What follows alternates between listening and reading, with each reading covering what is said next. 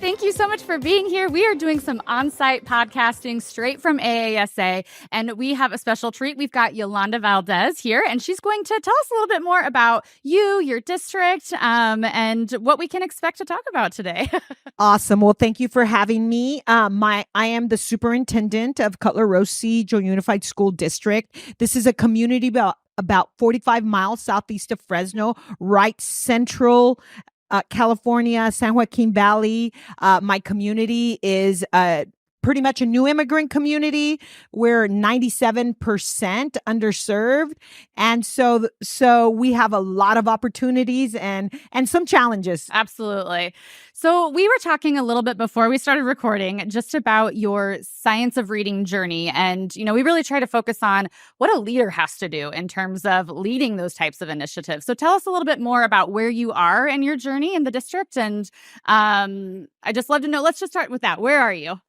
Well, our journey actually began several years ago. This is my 10th year as superintendent. Oh, wow. And right out of the gate, it was very clear to me that our students needed to read really well if they were going to do really well in their futures, right? So if we're going to prepare them for college, career, community, and be able to compete in a global economy, they have to be able to read really well. So we adopted this mantra of literacy is king.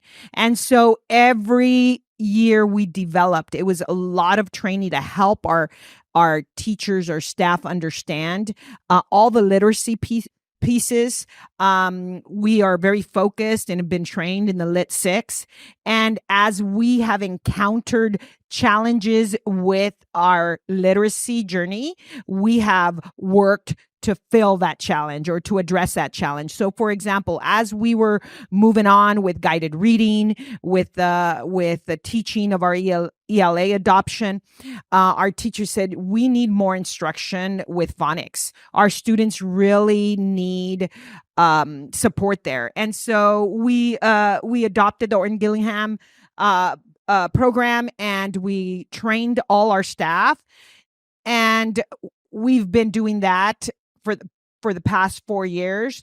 And so now we're in this spot where we're going through and adopting new curriculum. So we're piloting new curriculum. And what we're finding is that here we had our Lit 6 pretty much separate pieces. Now the new curriculum is all encompassing, all so together. Includes all of it. It includes all the Lit 6 components in the adoption. So now we need to ensure that all these pieces are communicated well so that staff doesn't feel like, oh, well, here we've been spending these last 3-4 years learning about how to teach phonics, and now it's going to go out the window. No, all of that training still comes into play. Right. It's just packaged different. When you figured, you essentially had to problem find, right? You knew that you potentially would have these problems with messaging. You told me a story before we came on about how you knew that you had kind of a messaging issue that you needed to make sure that you rectified. Yes, I am just completing my mid-year reviews with my principals and all my site leaders. And I was with an elementary principal, and in the conversation, this principal says, well, next year when we no longer have Orton Gillingham program, and that took me back, and I said, tell me more about that, right? And so I immediately went over to my assistant superintendent of curriculum instruction. I said, okay,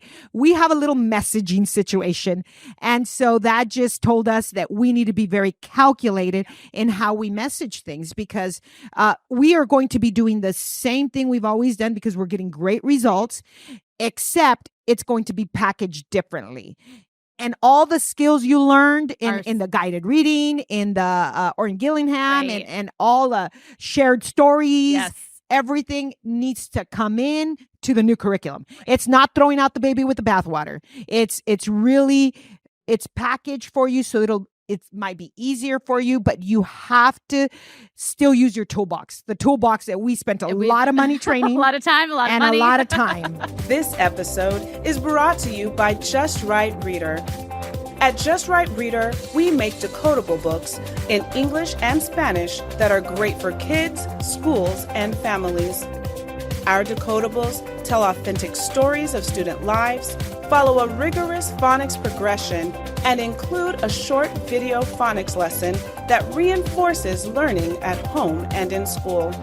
To learn more about accelerating reading achievement with Decodables, visit justrightreader.com.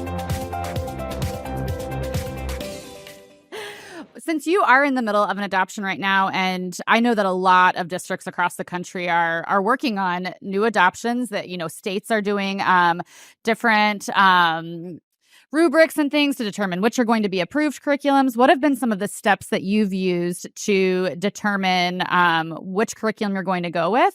What are some steps that have been proven to be successful in your district? We have been very methodical with this process.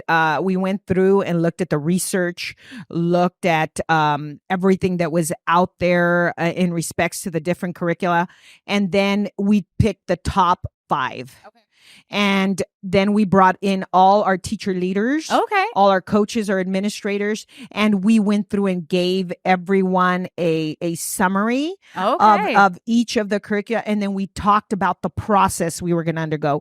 And as a result of that meeting, every school was assigned or chose which curricula they were going to pilot and which units. And we were very strategic because we still have our benchmarks. We have preparation for CAS. We still have to be teaching what you're doing this year. Exactly. So we had that meeting a few months ago. And so right now in the spring, they are implementing, and then we're going to come back and talk about the progress and where we are and really look at which curricula is going to be the one that we end up submitting for adoption. Right. So are you piloting 5 materials right now? Was that your final number for pilots? Don't quote me on that. It could be 3 or 5. 3 or 5, got it. I know that initially we were talking about 5. It may be 3. Gone down to 3. It may be 3. Awesome. So you seem like you are really an instructional leader still as a superintendent. What do you feel like a superintendent's role is? In a district of your size, obviously district size matters in terms of the different roles. Yes. What do you feel like your role is in terms of leading the science of reading? Well, I've always had this mantra that leadership matters, right? So if I give it the importance, I give it the time, I give it the messaging, and I give it the resources, that's what's going to matter in our district. And I start off my career in the district as superintendent saying, literacy is king, right? And so 10 years ago. 10 years ago. And as a result, we've had great improvements and great success. So my job is to really be at the forefront of ensuring that staff and myself, we all message it just perfect and just continue the intensity and the importance for literacy. We have a program where there's literacy from birth to school. I mean, we have this monthly books that go out to the families and through a grant. We have the Dolly Parton reading. Yes, yeah. So anything that has to do with literacy, we're you're there. Investing. Yes. We're there. We are investing in just making sure that we have high interest literature books or books that are middle school or high school kids can read. Our English teachers have really adopted some really neat strategies for marketing the books and shared readings. And so I think we're in a right track.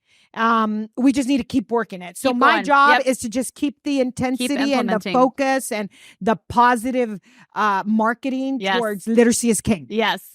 All right. Our very last question today is, superintendents have a lot on their plate. You might agree with that statement.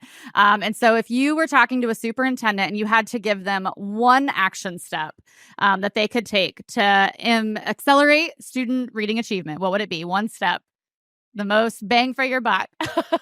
Focus in your elementaries.